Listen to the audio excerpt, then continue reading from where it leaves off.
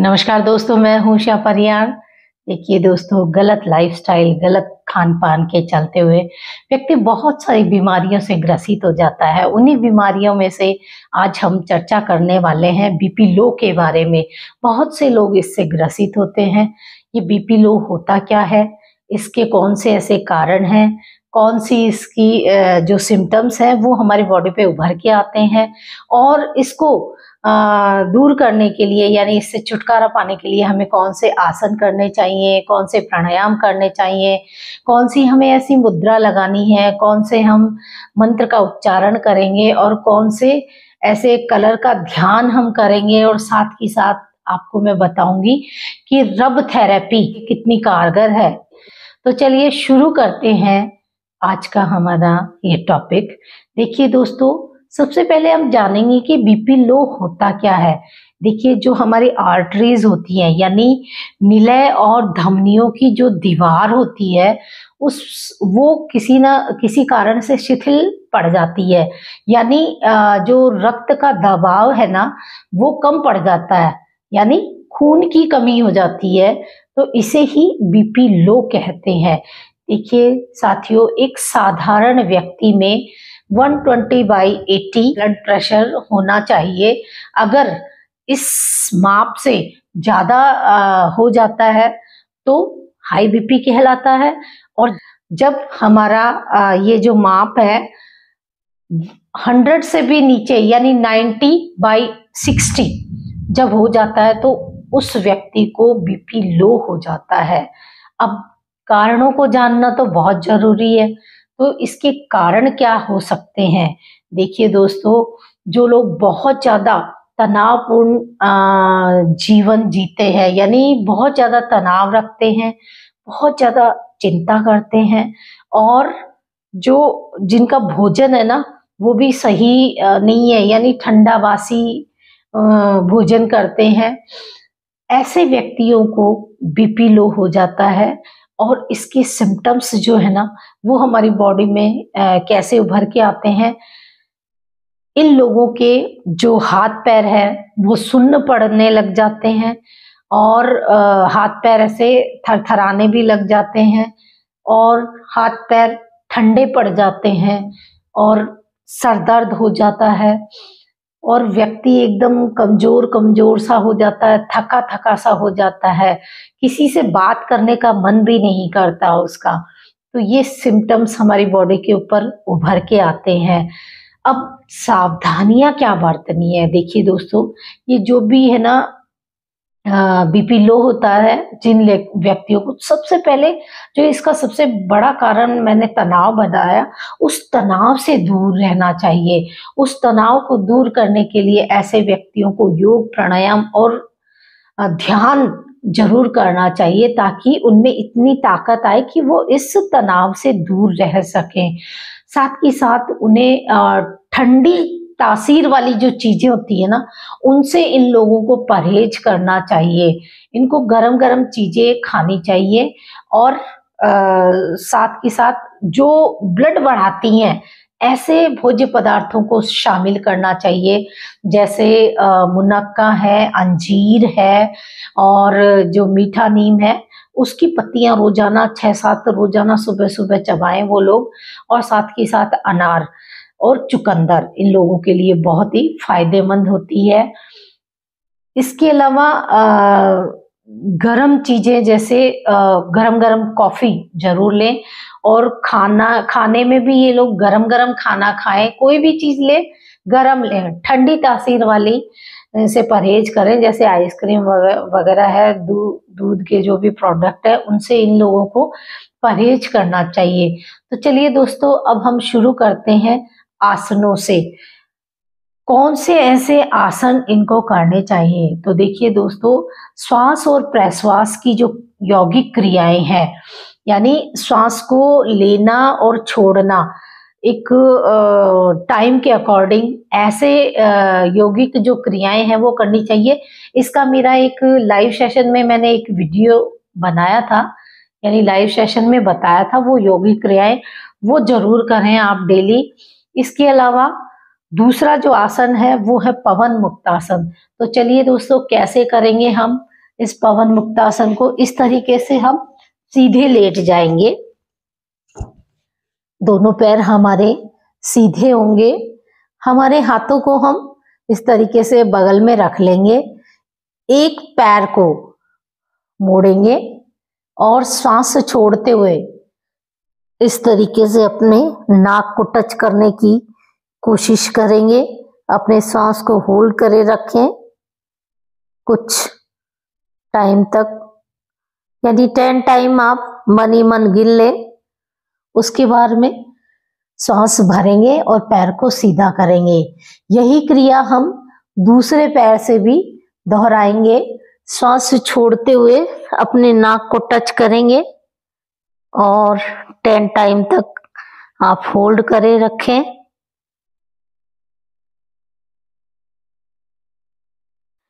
10 counting के बाद में सांस भरते हुए आप पैर को दोनों को सीधा कर लेंगे।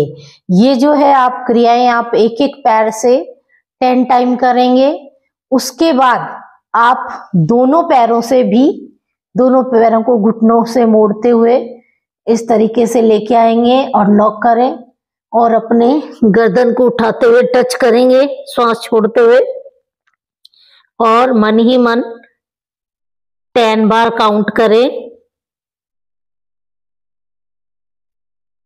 श्वास भरते हुए दोनों पैरों को सीधा ले आएंगे। तो दोस्तों ये तो था हमारा पवन मुक्तासन। इसके अलावा हम जो दूसरा आसन करेंगे वो है हमारा हलासन। इस तरीके से आप दोनों पैरों को 90 डिग्री पे लेके आएंगे और फिर दोनों पैरों को पीछे की तरफ लेके जाएंगे।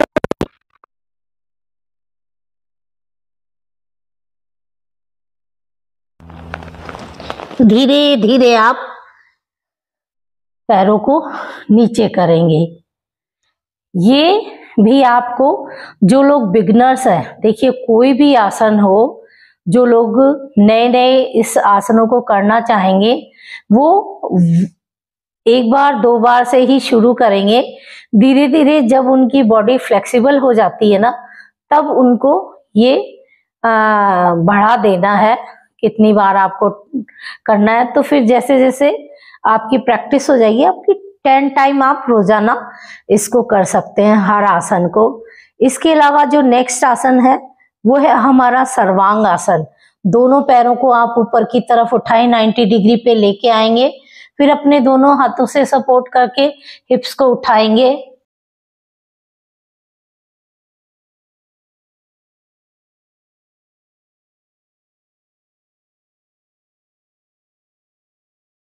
धीरे से हिप्स को नीचे लाते हुए अपने पैरों को आप सीधा कर लेंगे।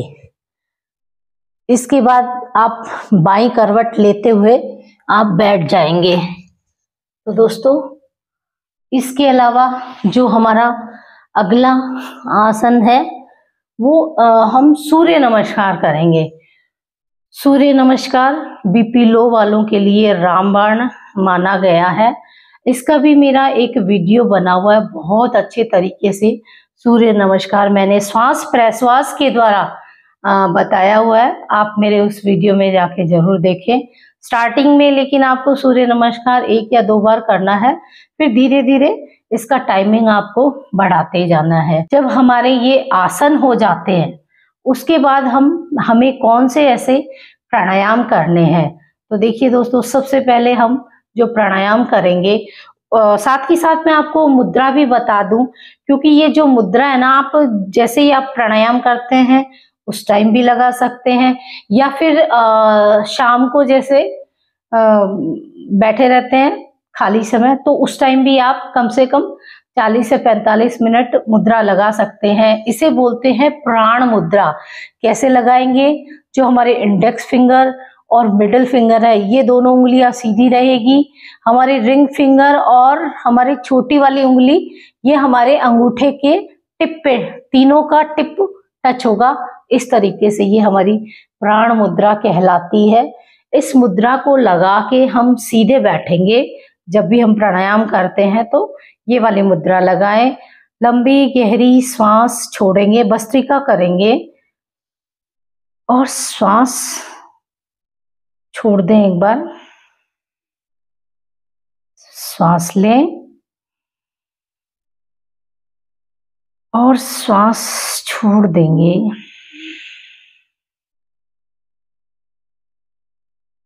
श्वास को लेना और छोड़ना, यही हमारी भस्त्रिका कहलाता है। जो मतलब श्वास छोड़ने का जो समय था वो ज्यादा होना चाहिए आपका, या फिर आप बराबर भी रख सकते हैं। तो पहला प्राणायाम हमारा ये हुआ। दूसरा हमारा जो प्राणायाम है वो है कपालभाति, क्योंकि कपालभाति जो आपको पता है कि इसके अंदर ब्लड की कमी हो जाती है, तो शरीर जो है ना वो शिथिल पड़ने लग जाता है, और शिथिल पड़ने से ठंडा भी हो जाता है हमारा शरीर, हाथ पैर ठंडे रहने लग जाते हैं। इसके लिए जो हमारी कपालभाति है यानी अग्नि प्रज्वलित होती है, और कपालभाति के करने से हमारा अग्नि तत्व तेज होता है। तो इस तरीके से हम कपालभाति करेंगे। एक लंबी गहरी श्वास लेके छोड़ दें पहले, फिर आप श्वास भरेंगे और फिर स्टॉक लगाते जाएंगे श्वास छोड़ के। इसमें श्वास सिर्फ छोड़ना है, अपने आप स्वतः आ जाएगी। जैसे जैसे आपकी प्रैक्टिस होगी वैसे वैसे आप इसको कर पाएंगे।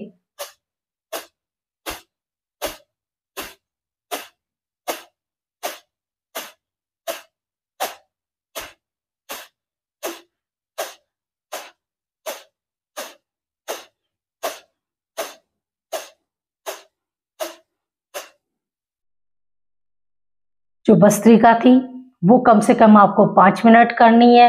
कपालभाति आपको रोजाना 15 मिनट कम से कम करनी है। इसके बाद जो हमारा नेक्स्ट प्राणायाम आएगा वो है भ्रामरी। कैसे करेंगे दोस्तों? इस तरीके से अपने अंगूठे से कानों को बंद करेंगे और इंडेक्स फिंगर आपकी आईब्रो पे रहनी चाहिए। जो दो बीच की उंगलियां हैं यानी हमारी मिडिल फिंगर और रिंग फिंगर, ये हमारी आंखों के जड़ में यानी जो हमारी आई डक है वहां पे होनी चाहिए। छोटी उंगली हमारी नाक के नोस्ट्रल यानी नथुनों की दोनों तरफ होनी चाहिए।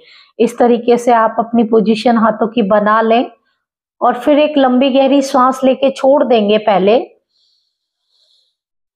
फिर लंबा गहरा श्वास लेंगे। छोड़ते टाइम आप भंवरे की गुंजन करेंगे नाक से। चलिए,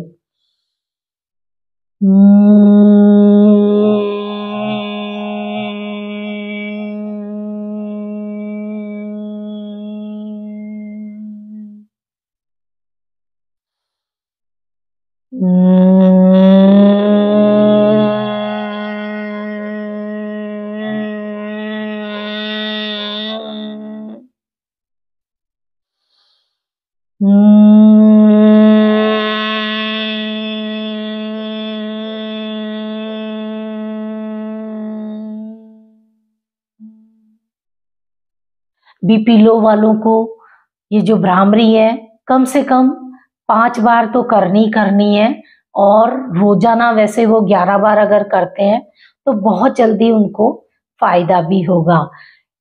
नेक्स्ट जो मैं प्राणायाम बताने जा रही हूँ वो है सूर्य भेदी। कैसे करते हैं दोस्तों? एक हाथ से आप जैसे ये ज्ञान में ध्यान मुद्रा लगा लें इस तरीके से, और दूसरे हाथ से आप अपने दाएं जो बायां नोस्ट्रल है ना उसको तो बंद करेंगे, और दाएं नोस्ट्रल से आप श्वास लेंगे, फिर दाएं नोस्ट्रल को बंद करके बाएं नोस्ट्रल से श्वास छोड़ देंगे। वापस बाएं नोस्ट्रल को बंद करके दाएं नोस्ट्रल से श्वास ले, और फिर दाएं नोस्ट्रल को बंद करके बाएं नोस्ट्रल से श्वास छोड़ दे। कम से कम आपको 5 मिनट तक ये सूर्य भेदी करना है। देखिए दोस्तों, सूर्य भेदी जो है ना, इससे क्या है हमारे अंदर गर्माहट आती है। तो बीपी लो वालों के लिए सूर्य भेदी प्राणायाम बहुत अच्छा माना गया है। तो ये थे हमारे प्राणायाम। अब हमें कौन से ऐसे मंत्र का उच्चारण करना चाहिए दोस्तों? तो इसके अंदर हम मंत्र का उच्चारण करेंगे ओम का, और अपना ध्यान कहाँ पे लगाना है आपको, यहाँ पे ध्यान लगाना है। या फिर आप ओम का उच्चारण करते करते ऑरेंज कलर का भी ध्यान लगा सकते हैं। इस तरीके से एक लंबी गहरी सांस लेके छोड़ देंगे पहले,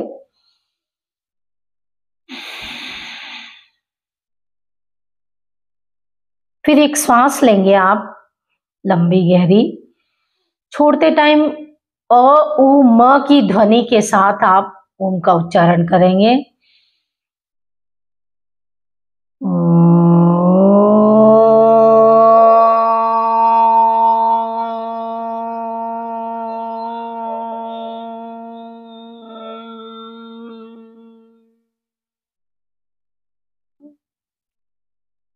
इस तरीके से आप इस ओम के उच्चारण को कम से कम 11 बार करेंगे, और आपको समय है तो इससे अधिक बार भी आप कर सकते हो। जितना आप ओम का उच्चारण करेंगे बहुत ही आपको पॉजिटिव रिजल्ट मिलेंगे, और आपका जो बीपी लो रहता था वो नॉर्मल हो जाएगा। एक प्रयोग भी बताती हूँ। इस तरीके से आप हाथ को रखेंगे और 13 बार ओम का उच्चारण करेंगे। जैसे एक लंबी गहरी पहले श्वास छोड़ेंगे लेंगे और फिर श्वास छोड़ देंगे। ओम ओम ओम ओम ओम ओम ओम ओम ओम ओम ओम ओम ओम ओम ओम ओम। यहाँ जाके वापस एक बार लंबी गहरी श्वास लेके आप छोड़ देंगे। ओम ओम ओम ओम ओम ओम ओम ओम ओम ओम ओम ओम ओम ओम ओम। इस तरीके से आप 3 बार इस प्रयोग को करेंगे रोजाना, बहुत जल्दी आपको इसका फायदा होगा। तो ये था हमारा कौन से मंत्र का हम उच्चारण करेंगे, और प्रयोग भी मैंने आपको बता दिया। इस तरीके से भी आप कर सकते हो। इसके अलावा दोस्तों ध्यान, आपको जो ध्यान करना है ना, वो इस तरीके से ज्ञान व ध्यान मुद्रा में बैठ के कम से कम 5 मिनट का ध्यान रोजाना आपको करना है। क्योंकि ध्यान करने से, क्योंकि ये जो बीपी लो हो जाता है ना, ये सबसे बड़ा इसका कारण क्या है कि बहुत ज्यादा तनाव में रहता है व्यक्ति, या टेंशन बहुत ज्यादा करता है, ऐसे लोगों को बीपी लो हो जाता है। तो इसके लिए ध्यान बहुत अच्छा माध्यम है। इससे क्या है, हमें इतनी ताकत मिलेगी कि जो हमारा बार बार में जो हम टेंशन करते हैं वो नहीं करेंगे फिर हम। तो इसके लिए हमें ध्यान ऑरेंज कलर का करना है, अपने मन ही मन में। साथ में आप अनुप्रेक्षा भी कर सकते हैं। अनुप्रेक्षा यानी एक मानसिक संतुलन की, बार बार में इस वर्ड को दोहराएंगे कि मेरा मानसिक संतुलन ठीक हो रहा है, मेरा मानसिक संतुलन ठीक हो रहा है। ये चीज आपको मन ही मन में दोहरानी है। इस तरीके से आप सीधे बैठेंगे और अपने ध्यान करेंगे ऑरेंज कलर का। मानो ऑरेंज कलर की जो ऊर्जा है ना, वो चारों तरफ आपके फैल रही है। सिर्फ आपको चारों तरफ ऑरेंज कलर ही दिखाई दे रहा है, और मन ही मन में यह भी दोहराएंगे कि मेरा मानसिक संतुलन ठीक हो रहा है, मेरा मानसिक संतुलन ठीक हो रहा है। इस तरीके से दोहराएंगे। ये जो ऑरेंज कलर है ना दोस्तों, ये आपके बीपी लो में उसको ठीक करने में मदद करता है। इसके अलावा आपको मैं कलर थेरेपी भी बता देती हूँ साथ ही साथ में।